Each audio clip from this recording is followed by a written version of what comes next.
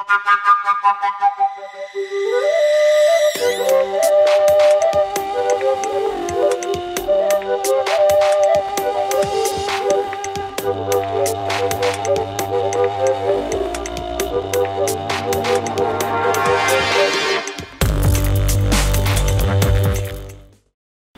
tematický večer v rámci cyklu Nad skalou sa blízka sa nazýva Svetoplukové kosti a uvedieme v rámci tohto večera dva dokumenty o slovenskom turbonacionalizme.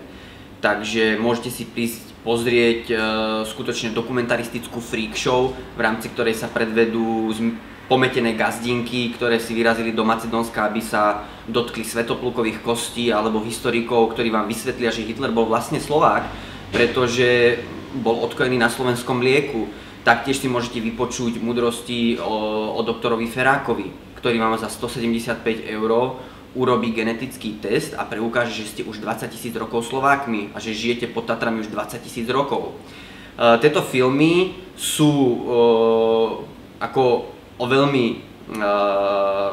ťažkej téme, ale napriek tomu sa na nich môžete aj dobre zabaviť. O ťažkej téme pretože sú to filmy, ktoré hovoria o politizácii umenia, o tom, ako vlastne populistickí politici zneužívajú národné dejiny a ako sa vlastne v jednom bode stretávajú s rôznymi šarlatánskymi vykladačmi národných dejín. Filmy prídu osobne uviesť ich režiséri, Jakub Julený, ktorý je autorom filmu V tieni kráľa Svetopluka, a Zuzana Piusy, ktorá je autorkou filmu Krehká identita. Takže ak si chcete urobiť taký prehľad o slovenskom turbonacionalizme, tento večer by ste nemali zmeškať.